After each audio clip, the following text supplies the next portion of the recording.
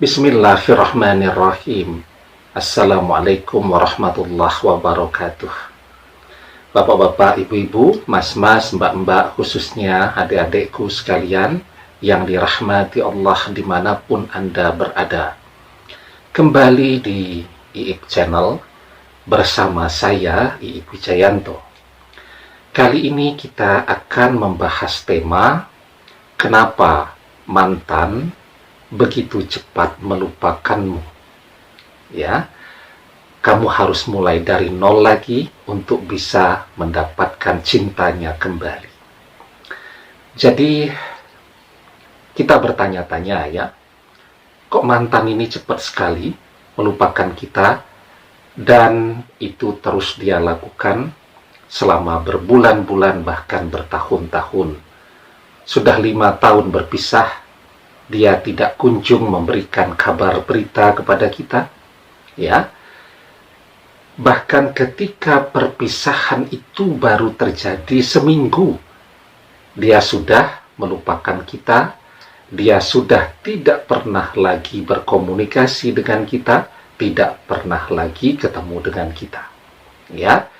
Dan kalau kita mengintip akun-akun media sosialnya, orang yang sedih dengan perpisahan, orang yang biasa-biasa saja ketika perpisahan itu terjadi, dan orang yang justru bahagia, kan bisa kita amati dari berbagai postingannya.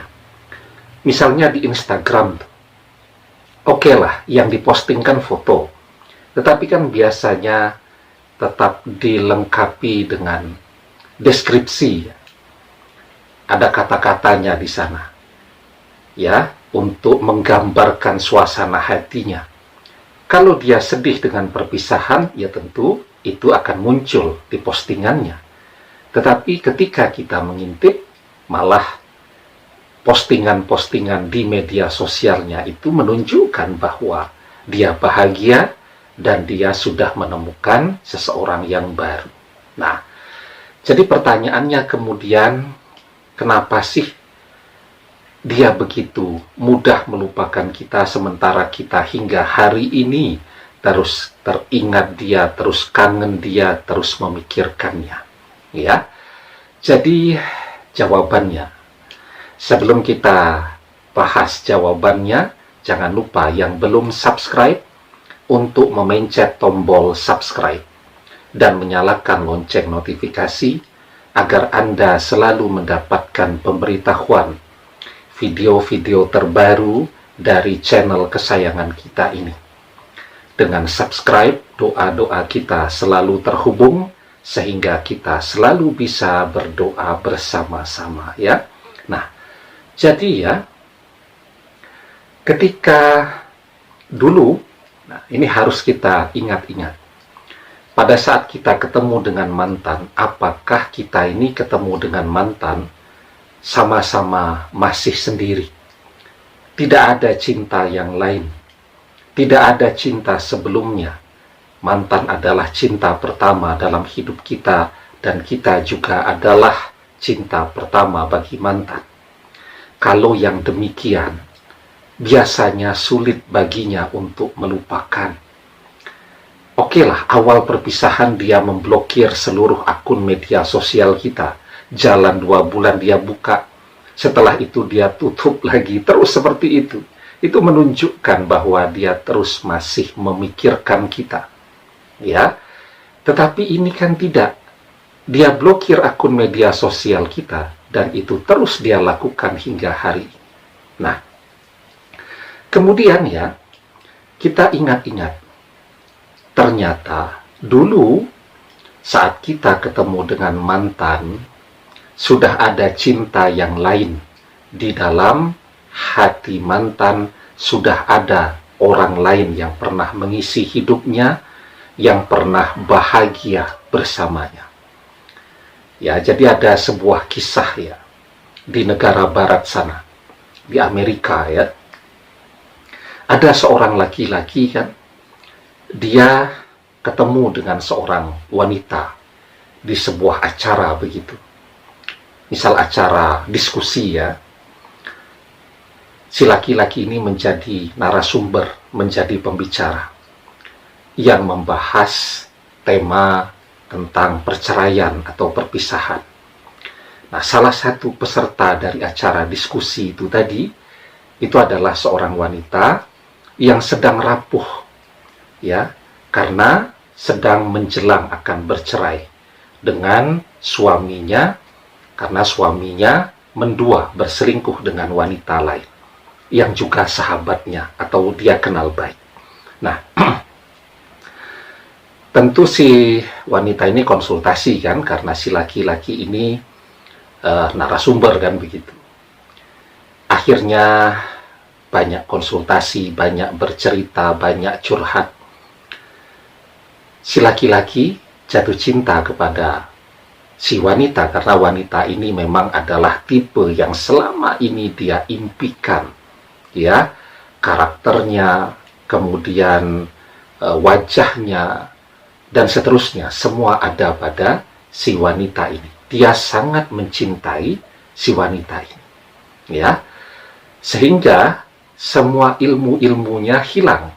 Seharusnya sebagai orang yang sudah levelnya narasumber di acara-acara diskusi yang dihadiri oleh ratusan ribuan orang kan, dia paham ini ketika seseorang sedang rapuh, jatuh cinta kepada dia atau menerima komitmen untuk bersama, itu kan biasanya tidak benar-benar cinta. Karena rapuh dia butuh tempat bersandar, butuh teman bicara, butuh teman curhat, dan seterusnya.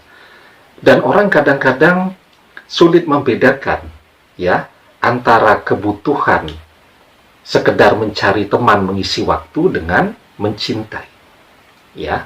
Apalagi kalau memang si wanita ini merasa ya daripada sendirian lebih baik sekarang ada teman lah, daripada mikirin mantannya terus, kan sekarang ada seseorang yang bisa mengisi hidupnya. Daripada kesana kemari sendirian, lumayanlah sekarang ada yang ngantar jemput kesana kemari, tidak keluar ongkos kan, kendaraan dia sudah punya, driver sudah tidak membayar karena dia merangkap drivernya, ya, tidak keluar bensin. Namanya laki-laki kan, mencintai, jangankan bensin, ya, semua akan dia berikan kalau dia sudah mencintai, ya. Kemudian ada orang yang bisa dia suruh ke sana kemari dan seterusnya. Nah, waktu berlangsung, ya, si laki-laki ini kemudian mulai merasakan, si wanita ini mulai rajin mengajak bertengkar, ya. Kemudian juga orang tuanya tidak menyetujui hubungan ini tadi, ya, bahkan ibunya bolak-balik menemui agar mereka berpisah dan seterusnya.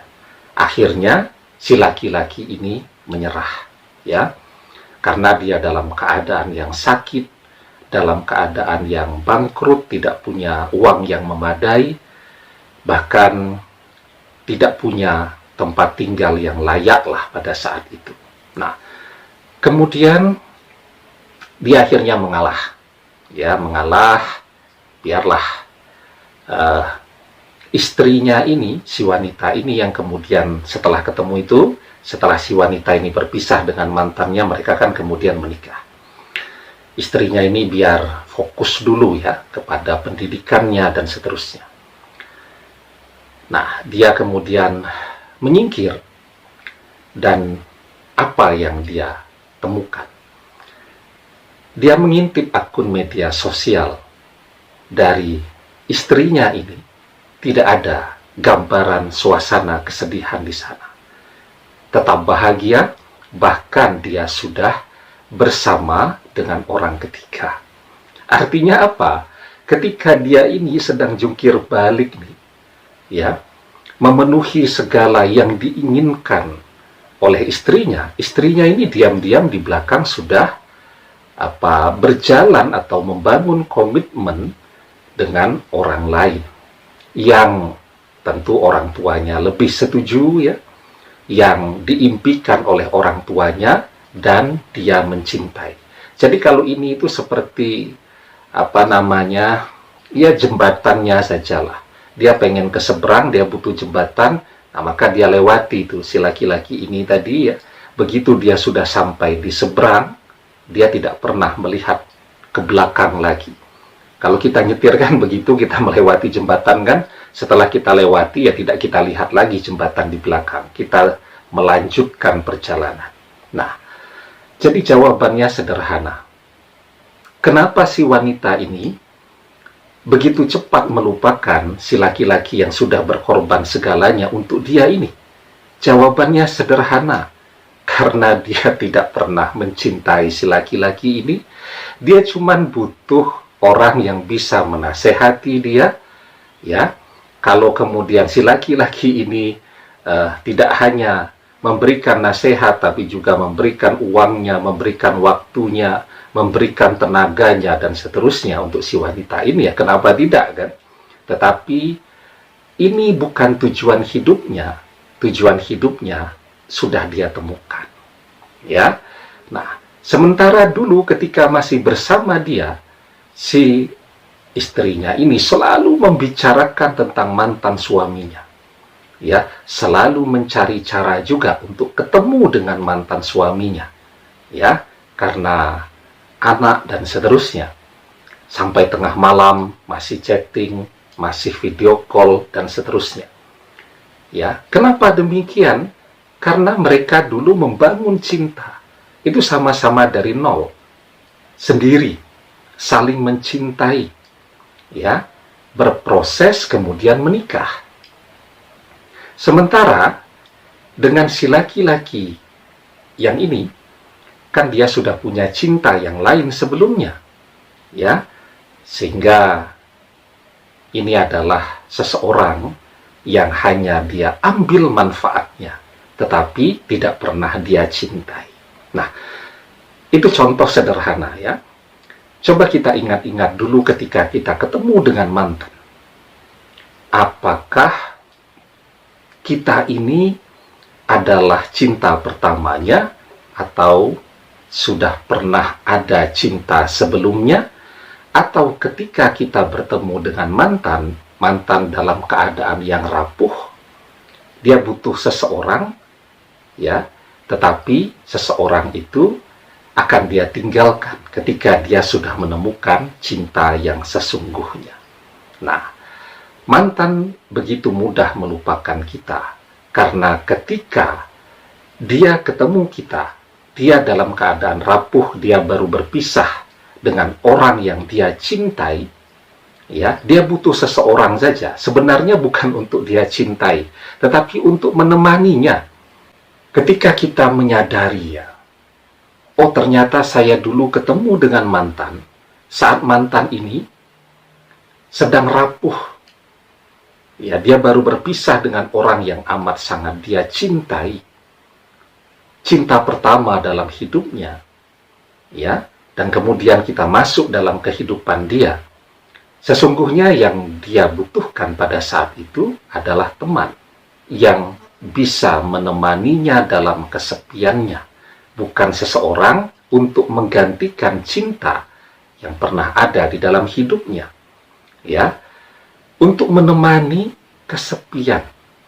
Karena orang yang sudah biasa tuh chatting dari pagi sampai pagi lagi. Ya, ke sana kemari ada yang menemani, ada yang mengantar, ada yang menjemput. Tahu-tahu harus sendirian, tidak ada yang jemput lagi. Rasanya tentu dia akan merasa hampa. Ya, merasa aneh itu hidupnya. Maka dia butuh menjaga keseimbangan kan. Maka dia butuh seseorang. Dan itulah kenapa dia menerima kehadiran kita. Tetapi dalam hatinya suatu saat, ya, ketika dia sudah bisa melampaui segala kesedihannya, dia akan menemukan atau mencari seseorang yang betul-betul dia cintai, bukan seseorang yang hanya dia butuhkan untuk menemani. Itulah jawabannya kenapa mantan begitu mudah melupakan kita, karena mantan tidak pernah mencintai kita.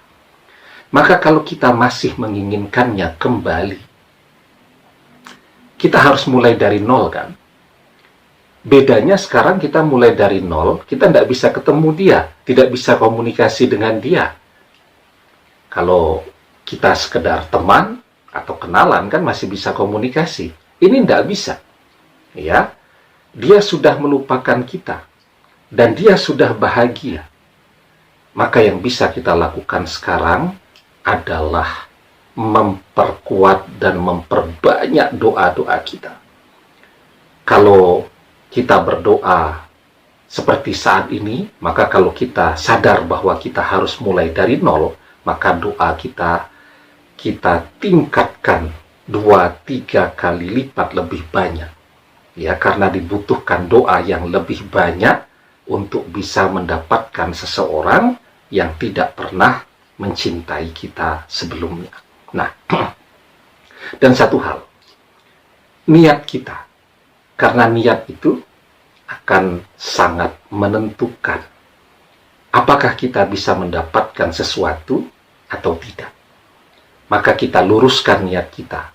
Sekarang kita ingin mendapatkan mantan kembali, ya karena kita mencintainya karena Allah. Kita ingin dia menjadi pendamping hidup kita, teman beribadah kita, dunia akhirat. Kita ingin dia menjadi teman kita hingga ke surga kelak. Ya, nah, niat itu akan menentukan keberhasilan dalam hidup kita. Orang yang niatnya kuat, ibadahnya juga jadi semangat. Maka di dalam sebuah hadis yang sangat kita kenal, kita diajarkan innamal a'malu binniyat wa innama likulli imri'in ma nawa. Sesungguhnya setiap amalan tergantung kepada niatnya. Setiap orang akan mendapatkan apa yang ia niatkan. Demikian, semoga bermanfaat. Wallahu a'lam bissawab, billahi taufiq wal hidayah. Assalamualaikum warahmatullahi wabarakatuh.